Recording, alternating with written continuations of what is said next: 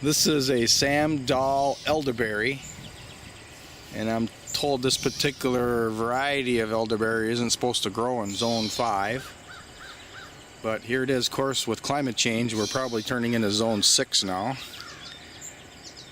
But the birds really like it, especially the bluebirds. That's the cluster. It's a huge cluster. It's got really big berries, and that particular noise is from a bluebird, and that bluebird follows me around when I come out here. And it really likes elderberries, and I really like it eating elderberries because now it's not eating my grapes. I got small little seedless grapes that I want to eat.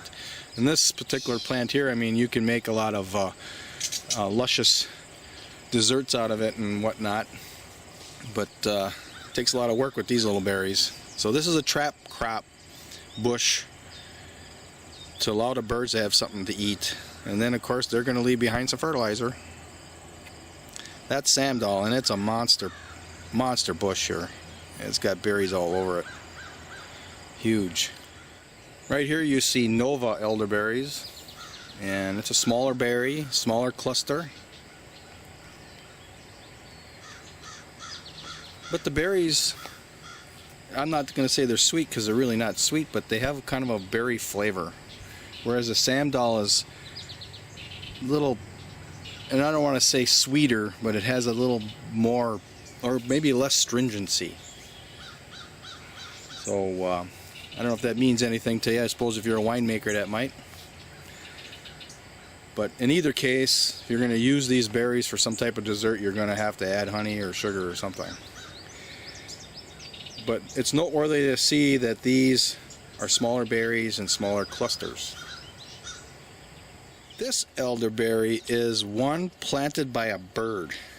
So it just sprung up here by itself, and I'm assuming the bird ate an elderberry from my backyard here, one of those Sam Dahls or Novas, and I also have some wild ones. I'll have to document the wild ones too.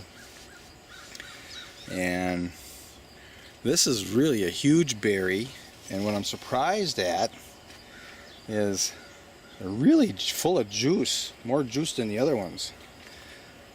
Watch this. Oh, come on, get the focus in here. There we go. Look at all that juice in there.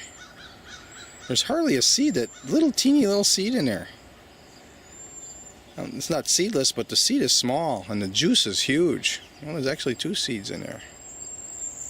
3 seeds. But it's that juice. The other ones aren't that juicy. Come on.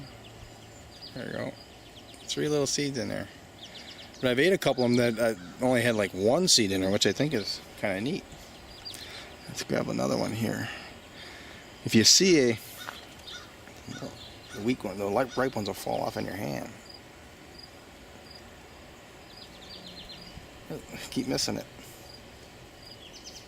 Yeah, we'll just pick one. Let's get a focus here.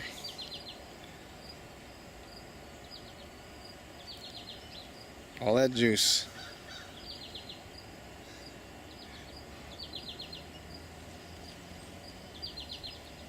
So it seems to me when I eat these 3 different varieties here that the seeds on this one is smaller.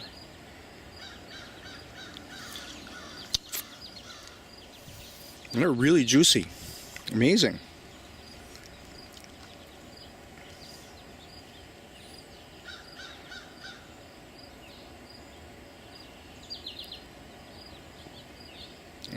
Juice came out on the bottom, but that's a lot of juice. We'll have to go juice the other ones, but that's a cluster that's almost ripening. Look at this one. This is a cluster that's not quite ripe yet, but look at the berries on it. It's just thick.